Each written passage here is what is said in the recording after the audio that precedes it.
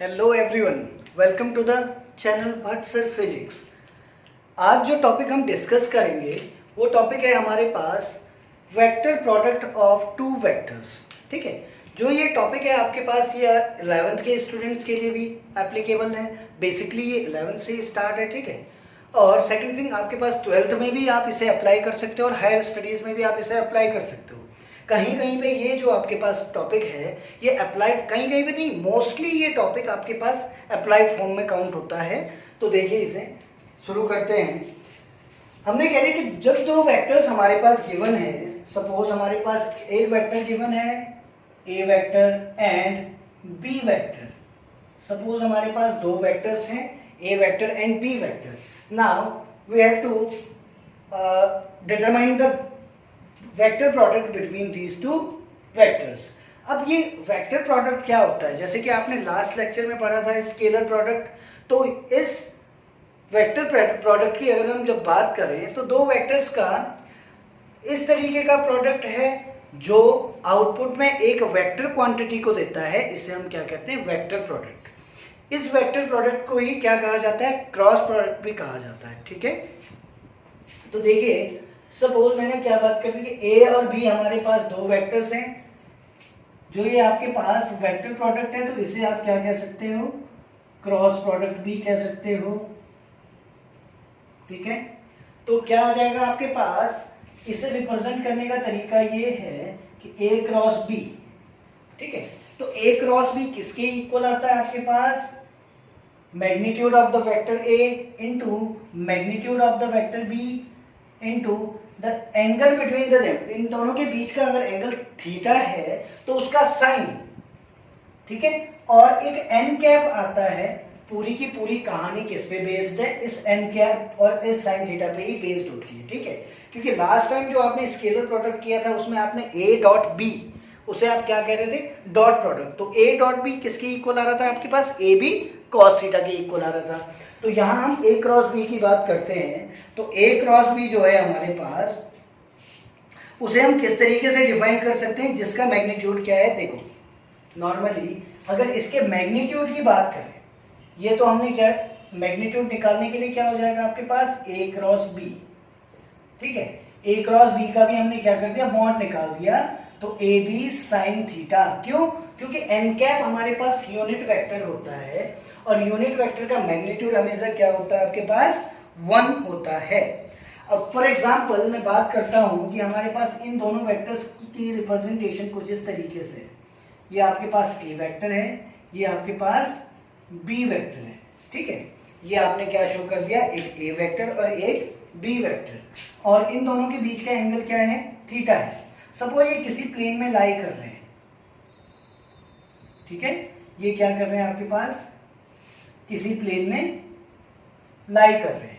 ठीक है, तो उस केस में हमारे पास क्या हो जाता है, जो इन दोनों का प्रोडक्ट होगा वो जो भी प्लेन ये फॉर्म करेंगे इनके जस्ट परपेंडिकुलर आएगा। मतलब ये जो आपके पास ए क्रॉस बी आएगा, इसका जो यहाँ पे आपने एन कैप लिखा, ए क्रॉस बी के पास ए बी साइन थीटा, चलो यहाँ तक तो ठीक है, ए बी साइन थीटा एक तरीके से मैग्नीट्यूड हो गया। ठीक है, बट जो हमारे पास एन कैप है, ये एन कैप किस डायरेक्शन में होगा, ये एन कैप आपके पास इस डायरेक्शन को शो करेगा। ये कौन सी डायरेक्शन है, अगर हम एग्जांपल की बात करें तो नॉर्मली सपोज ये हमारे पास क्या है, कोई भी प्लेन है। मैंने कहा कि दो वेक्टर्स, मैं दो वेक्टर्स मान लेता हूँ। एक हमारे पास ये ब्लू कलर का वेक्टर है और एक हमारे पास ये रेड कलर का वेक्टर है। इन दोनों के बीच में क्या एंगल है आपके पास, थीटा एंगल है। ठीक है, जब इन दोनों के बीच में थीटा एंगल है और आप इन दोनों को क्या कराओगे, इन दोनों का क्रॉस प्रोडक्ट कराओगे, तो जो इनका रिजल्टेंट होगा that will be always perpendicular to the plane formed by these two vectors. इन दोनों वेक्टर्स ने जो भी प्लेन फॉर्म करा होगा, प्लेन ऑब्वियसली यही वाला फॉर्म करेंगे। ठीक है, तो इन दोनों के परपेंडिकुलर हमारे पास क्या हो जाएगा, इनका रिजल्ट लाई करेगा। समझ रहे हैं आप लोग। तो ये क्या हो गया आपके पास, एक प्लेन ये था, इस प्लेन के जस्ट परपेंडिकुलर हमारे पास ए क्रॉस बी आ गया। ठीक है, तो ये वाला पॉइंट हो गया। अगर हम इसे इन्वर्ट करें, अगर हम इसे इन्वर्ट करते हैं तो जो इस प्लेन के डाउनवर्ड डायरेक्शन में आएगा हमारे पास वो क्या आ जाएगा, b क्रॉस a। या फिर आप b क्रॉस a को क्या लिख सकते हो, माइनस a क्रॉस b भी लिख सकते हो, क्योंकि इस डायरेक्शन को इन्वर्ट करने पे, ठीक है, आपको इस तरीके। अब कैसे करके वेक्टर का नॉर्मली बात करते हैं हम कि किस तरीके से, तो ध्यान दीजिएगा, ये हमारे पास एक तरीके से स्क्रू रूल या फिर थंब रूल से भी हम इसे एक्सप्लेन कर सकते हैं। अगर हमारे पास वेक्टर a यहाँ से लेकर वेक्टर b के साथ प्रोडक्ट कर रहा है, तो जो रिजल्टेंट होगा that will always be along the direction of the thumb, ठीक है। तो समझ रहे हैं आप। अब देखिएगा, ये जो हमारे पास बॉटम वाला है ये पोर्शन यूं हो जाएगा आपके पास। अब क्या हो गया आपके पास, जो a से लेकर b तक चल रहा था वो अब b से लेकर a तक चल रहा है, तो आप क्या कह सकते हैं, ये इस तरीके से पॉइंट आ गया। लेकिन जब हम a से b की ओर चल रहे थे तो जो रिजल्टेंट था हमारे पास वो हमेशा अपवर्ड डायरेक्शन में होगा, या फिर आप कह सकते हो अपवर्डली। अगर मैं इस तरीके का डायग्राम कंस्ट्रक्ट नहीं करता हूँ, अगर मैं कुछ इस तरीके का प्लेन कंस्ट्रक्ट करता हूँ तो डायरेक्शन इधर को हो जाएगी। बट सारा का सारा प्रोसेस किस पे डिपेंड करेगा, आपके पास थंब रूल पे, जो इससे अप्लाइड जो आप फिजिक्स में यूज करते हो। जैसे टॉर्क आपके पास क्या है, नॉर्मली एग्जांपल्स की बात करें, अगर एग्जांपल्स हैं आपके पास, टॉर्क अपने आप में क्या है, एक वेक्टर क्वांटिटी है, तो टॉर्क इज इक्वल टू क्या हो जाता है आपके पास, r क्रॉस f, ठीक है। फोर्स और इसका जो क्रॉस प्रोडक्ट है वो क्या देता है, टॉर्क। इसका मतलब अगर आप बात करो कि आपके पास कुछ इस तरीके का है, ये हमारे पास r कैप या r वेक्टर कह दिया हमने, ये फोर्स की डायरेक्शन होगी, तो this will be the direction of the torque. समझ गए आप, क्यों, क्योंकि r और f आपस में जो प्लेन कंस्ट्रक्ट करते हैं उसके परपेंडिकुलर आप क्या कह सकते हो कि आपके पास टॉर्क की डायरेक्शन होगी। या फिर जब हम बात कर रहे हैं क्रॉस प्रोडक्ट की, तो क्रॉस प्रोडक्ट में जो रिजल्टेंट होगा वो अपने आप में एक वेक्टर क्वांटिटी होगी। क्यों, देखिए ये वाला अपने आप में क्या है, आपके पास वेक्टर है। जबकि हम स्केलर की बात कर रहे थे डॉट प्रोडक्ट की, तो डॉट प्रोडक्ट में आपके पास क्या आ रहा था, डॉट प्रोडक्ट में आपके पास आ रहा था कि जो रिजल्ट आएगा that will not a vector quantity, वो आपके पास क्या नहीं होगा, एक वेक्टर क्वांटिटी नहीं होगी, वो जस्ट आपके पास एक स्केलर क्वांटिटी, एक मैग्नीट्यूड है। बट जब हम बात करते हैं वेक्टर प्रोडक्ट की, दो वेक्टर्स के बीच का, तो वो हमारे पास क्या आ जाएगा, एक वेक्टर क्वांटिटी आ जाएगा, ठीक है। तो इस तरीके के जो हमारे पास जो a क्रॉस b की डायरेक्शन है उसे डिटरमाइन करने के लिए मैंने अभी बताया आपको, राइट हैंड स्क्रू रूल भी कह सकते हो, राइट हैंड थंब रूल भी कह सकते हो। तो ये चीजें आपके पास क्या आ जाएंगी जी, ठीक है। तो example, angular momentum, instantaneous velocity हो गया आपके पास, टॉर्क हो गया, ये सारे के सारे आपके पास क्या है, क्रॉस प्रोडक्ट के एग्जांपल्स हैं। अब चलिए बात करते हैं किसकी, प्रॉपर्टीज की बात करते हैं।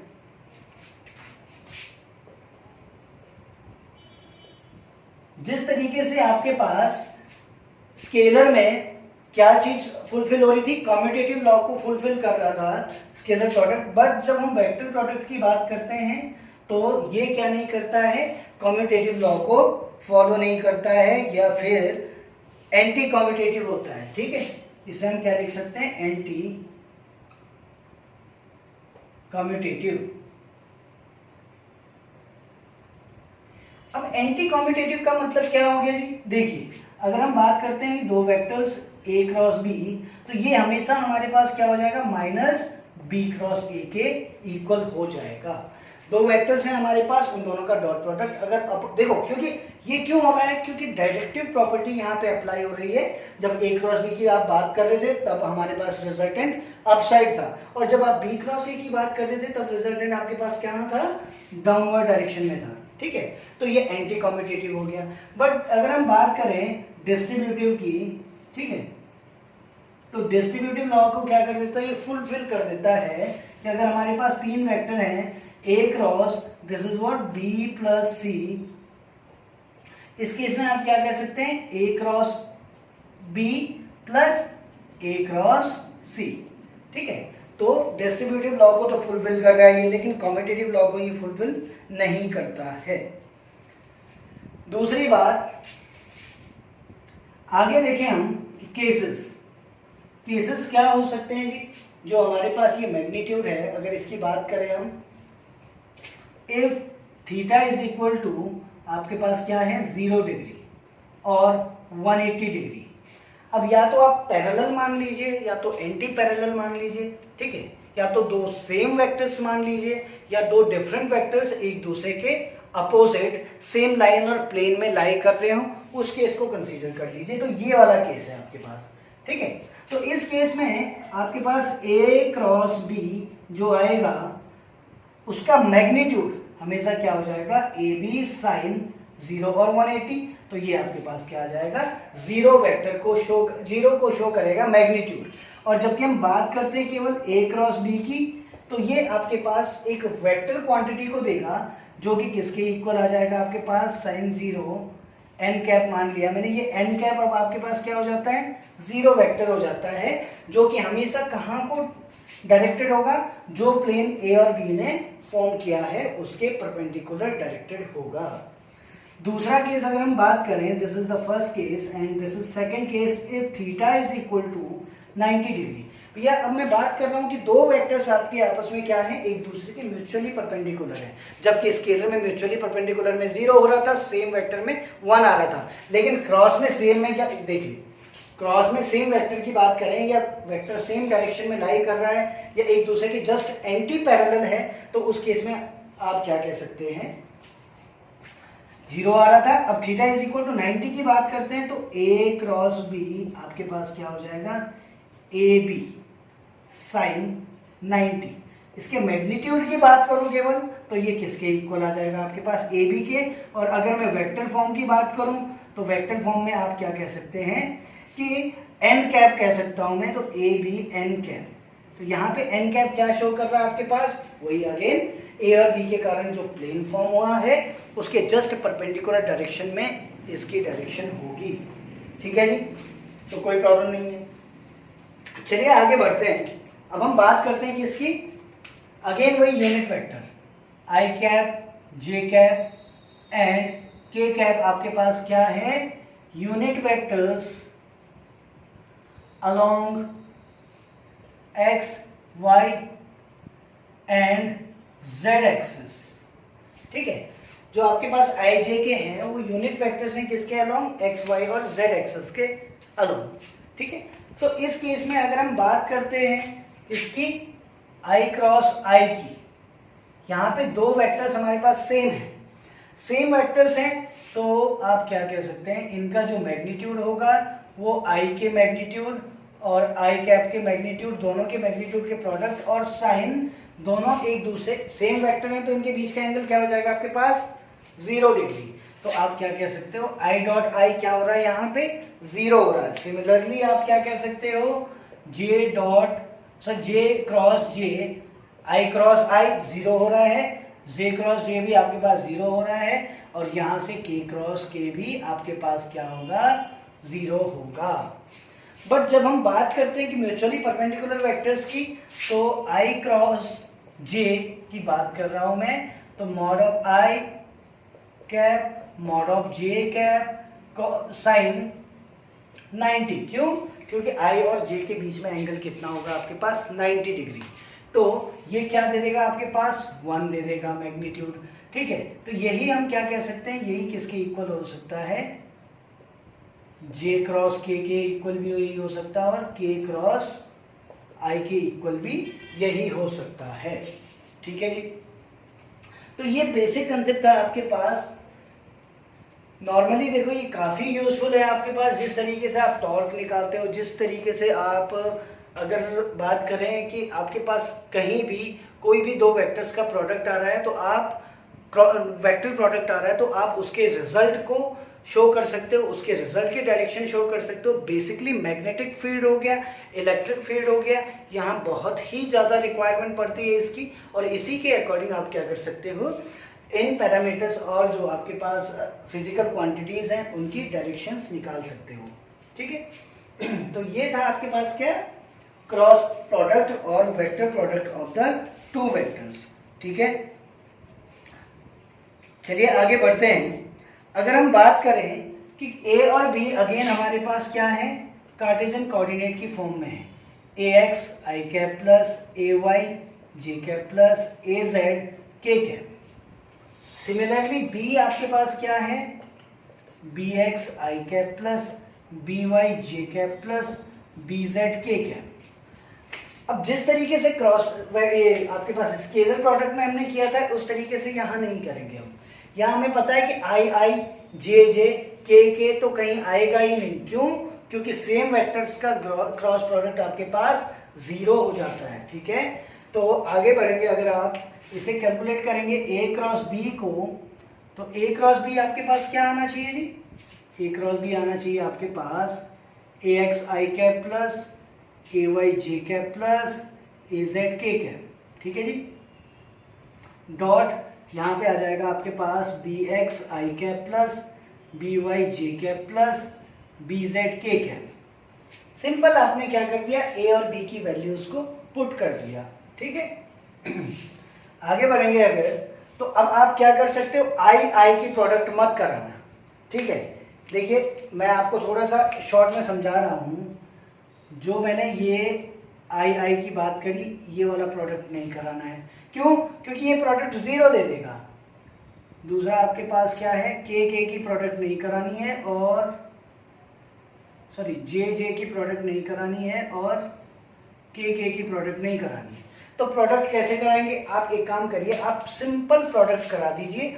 जहां आपके पास आई क्रॉस आई, जे क्रॉस जे और के क्रॉस के आएगा, वहां आप क्या कह सकते हो, वो टर्म आपके पास हट जाएगी, 0 हो जाएगा। ठीक है, देखिएगा अब हम बात करते हैं किसकी, मल्टीप्लाई कराते हैं ए एक्स आई क्रॉस, ये क्रॉस है आपके पास, सॉरी, ए एक्स आई क्रॉस बी एक्स आई। मैं नहीं करा रहा हूँ इनका प्रोडक्ट, आप करा सकते हैं। मैं सिंपल ए आई की जे और के साथ कराऊंगा। तो ए एक्स बी वाई आई क्रॉस जे प्लस ए एक्स बी जेड, इसे क्या लिख सकते हैं, आई क्रॉस के। ठीक है, आगे चलेंगे, प्लस अब मैंने ए वाई की प्रोडक्ट आई और जे के साथ कराई, तो ए वाई बी एक्स जे क्रॉस आई। ठीक है जी, ए वाई ये आ गया आपके पास, और इसकी मल्टीप्लाई बी एक्स के साथ कर दी, तो जे क्रॉस आई। अब ए वाई की जेड के साथ करेंगे, तो प्लस ए Y B Z J cross के। ठीक है, और अब आपके पास लास्ट बचा जेड, जेड का मैं कराऊंगा नहीं, जेड का एक्स और वाई के साथ कराऊंगा। ए जेड बी एक्स के क्रॉस आई प्लस ए जेड बी वाई, ए जेड बी वाई, ये क्या हो जाएगा आपके पास, के क्रॉस जे। ठीक है, अब बात आती है, अभी हम इस कंसेप्ट के अकॉर्डिंग पढ़े, देखो ये क्लियर है, बोर्ड में पूरा आ रहा है। ठीक है, अभी हम इस कंसेप्ट के हिसाब से पढ़े हैं कि आई क्रॉस जे, आई और जे के कारण जो प्लेन बनेगा वो हमेशा क्या होगा, के होगा। ठीक है, ऐसे ही आप जे क्रॉस के की बात करते हैं, तो जे क्रॉस के किसके इक्वल आ जाएगा, आई के इक्वल। इसी तरीके से आप क्या करते हैं, के क्रॉस आई की बात करते हैं। ठीक है, आप के क्रॉस आई की बात करेंगे तो ये किसके इक्वल आ जाएगा, जे के इक्वल आएगा। ये एक तरीके से हमारे पास इस तरीके से है कि अगर मैं इसे आई मानूं, ठीक है, इसे मैं जे मानूं, इसे मैं के मानूं, तो आई से मैं जे पे गया, तो मेरे को इन दोनों के बीच का प्रोडक्ट कराया मैंने, तो मेरे को के मिल गया। जे और के बीच का प्रोडक्ट कराया मैंने, तो मेरे को आई मिल जाएगा। लेकिन जब हम बात करते हैं, देखिए I cross J is equal to 1, J cross K is equal to 1, K cross K is equal to आपके पास क्या आ गया, 1 आ गया। बट अगर हम बात करते हैं अपोजिट की, तो देखो जे आई क्रॉस जे को मैं उल्टा कर देता हूं, तो यहाँ पे क्या आ जाएगा हमारे पास, जे क्रॉस आई हमेशा क्या देगा आपके पास, देखो आई क्रॉस जे क्या दे रहा था आपके पास, मैग्नीट्यूड की बात हो रही है तो 1 दे रहा था। ठीक है, ये सारा आपके पास क्या है, मैग्नीट्यूड है। लेकिन जब हम बात करते हैं डायरेक्शन की, तो जे क्रॉस आई हमेशा आपके पास क्या देगा, अपोजिट आया है, यहाँ पे देखिएगा। अगर मैं यहाँ से जे क्रॉस के करता हूँ तो ये क्या दे, जे क्रॉस आई करता हूँ तो ये क्या देगा, -k। अगर मैं क्या करता हूँ, k क्रॉस j करता हूं तो ये क्या देगा माइनस i। अगर मैं क्या करता हूं i क्रॉस k करता हूं तो ये क्या देगा हमारे पास माइनस j। ठीक है, तो इतना आप ध्यान रखिएगा कि i cross j is equal to k, j cross k is equal to i, k cross i is equal to j। ठीक है, तो आप अपोजिट कर लीजिए इन्हें, तो j cross i is equal to minus k, ये भी अपोजिट हो जाएगा, नीचे की डायरेक्शन आ जाएगी, k cross j is equal to minus i cross k is equal to minus j। अब इन दोनों वैल्यूज को देखो, क्लियर है, दिखाई दे रहा है, ठीक है, ओके। इन दोनों वैल्यूज को आप क्या कर सकते हैं जी, इन दोनों वैल्यूज को आप इसमें पुट कर सकते हो, तो ax by, भैया i क्रॉस j किसके इक्वल है, k के इक्वल है, no problem, plus ax bz, i cross k, ये क्या रहा आपके पास i cross k minus j के इक्वल है, तो माइनस j लिखेंगे आप, plus ay bx as it is आ जाएगा, ay bx as it is आया, j क्रॉस i कहाँ, j क्रॉस i है ये, ठीक है, j cross i minus k के इक्वल है, तो माइनस k आ गया। Similarly plus ay bz j cross k आपके पास i के इक्वल है, तो ये आपके पास प्लस का i आ गया, प्लस आपके पास az bx k cross i है, k क्रॉस i आपके पास प्लस j है, plus az by k cross j क्या आ रहा है जी, माइनस i आ रहा है। अब आप देखेंगे कुछ माइनस में आ रहा, कुछ प्लस में आ रहा, तो मैं i किस किस में से कॉमन ले सकता हूं, देखो रेड मार्क कर रहा हूं मैं, i एक इसमें और इसमें कॉमन ले सकता हूं, ठीक है, ब्लैक से मैं इंडिकेट कर रहा हूं j के लिए, एक मैं इसमें और इसमें j कॉमन ले सकता हूं, ध्यान से देखिएगा। और अगर मैं k की बात करूं तो k इसमें और इसमें कॉमन ले सकता हूं, तो कोई प्रॉब्लम नहीं, सबसे पहले हम i कॉमन ले लेते हैं, ठीक है, जब हम i कॉमन लेंगे तो हमारे पास क्या बन जाएगा जी, i हमने इसमें से कॉमन लिया तो ay bz plus az by, आपने क्या कर दिया, सॉरी माइनस, इस माइनस के कारण ये माइनस हो जाएगा, और इसके साथ आपके पास क्या आ जाएगा जी, i कैप आ जाएगा, ठीक है, i कैप आ गया। अब आपने दोबारा क्या कर दिया जी, प्लस लिखा, अब आपने j कॉमन ले लिया, az bx plus ax pz, इसके साथ आपने माइनस आएगा, किसके कारण, ये वाला, तो माइनस आपने क्या कॉमन ले लिया जी, इसके साथ आपने j कॉमन ले लिया, ठीक है। अब तीसरे वाले में आपको क्या मिल रहा है जी, k कॉमन मिल रहा है, एक ग्रीन वाले में k कॉमन आ रहा है, तो आप क्या कह सकते हो, प्लस ax by, इस माइनस के कारण, कि ये माइनस है ना, ay bx इंटू आपके पास क्या आ गया जी, आपके पास आ गया k कैप, ठीक है। तो आपने देखा कि दो वेक्टर्स का कार्टेशियन फॉर्म में अगर प्रोडक्ट कराना है तो ये है। अब टेक्निक देखिए, ay bz और यहाँ क्या है, az by, जस्ट अपोजिट है, i cap minus i cap, ठीक है, plus az bx minus ax bz, भैया जब a का z आ रहा तो दूसरे में पक्का b a का x आएगा, तो सिमिलरली यहाँ b का x आएगा। तीसरा आपके पास ax by minus ay bx, ठीक है। तो पेयर कुछ ऐसा बन रहा है कि आपको घबराने की जरूरत नहीं है। देखिए 11th में तो कम ही यूज होता है, लेकिन आपके पास आगे चल के ये कहीं ना कहीं आपको अप्लाइड में काम आएगा, ठीक है। तो इस तरीके से आपके पास ये क्या है, डॉट प्रोडक्ट है, सॉरी क्रॉस प्रोडक्ट है। तो इससे क्वेश्चंस, फिर दोबारा से मैं क्वेश्चन का फॉर्मेट बता देता हूँ आपके पास क्या आ सकता है। क्वेश्चन आपके पास एंगुलर फॉर्म में भी आ सकता है, जो ये पहले वाला केस था कि ये ए बी साइन थीटा के इक्वल आ रहा है। क्वेश्चन आपके पास कुछ इस तरीके कार्टेशियन फॉर्म में भी आ सकता है। आपको हमेशा ये साइकिल ध्यान रखना है कि आई से लेकर जे तक जाएंगे हम, तो हमें क्या मिलेगा, के मिलेगा। देखो आई से जे गया मैं, तो मेरे को क्या मिला, के, जे से के मल्टीप्लाई करूंगा तो आई मिलेगा, आई से जे, अगेन ये साइकिल चलता जाएगा, ठीक है। तो आप इस तरीके से इसे लर्न कर सकते हो। जो आपके पास नेक्स्ट टॉपिक आएगा वो क्या आ जाएगा जी आपके पास, तो ध्यान रखिए ये वाली डायरेक्शन, ठीक है, ये वाली डायरेक्शन। अगर एंटी क्लॉकवाइज चल रहा है तो आपके दिमाग में आना चाहिए क्या है आपके पास, पॉजिटिव दे रहा है, डायरेक्शन हमेशा अप साइड होगी। अगर ये क्लॉकवाइज डायरेक्शन में चलता है तो आप डायरेक्शन डाउनवर्ड डायरेक्शन में शो कर सकते हो। ठीक है जी, कोई प्रॉब्लम तो नहीं है। तो ये आपके पास था वेक्टर प्रोडक्ट, स्क्रीनशॉट लेना चाहते हो तो ले लीजिए। नेक्स्ट जो लेक्चर अब मैं स्टार्ट करूंगा आपके लिए वो होगा प्रोजेक्टाइल मोशन। ठीक है, प्रोजेक्टाइल मोशन भी अपने आप में एक इम्पॉर्टेंट चैप्टर है। ठीक है, आपके नीट के लिए, जेई के लिए बहुत ज़्यादा इम्पॉर्टेंट है। तो इनसे रिलेटेड क्वेश्चंस का अलग से सेशन तैयार करूंगा, उसमें सारे के सारे जितने भी फॉर्मेट के क्वेश्चंस हो सकते हैं उतने मैं ट्राई करूंगा कि आपको सॉल्व करवाऊं। Thank you.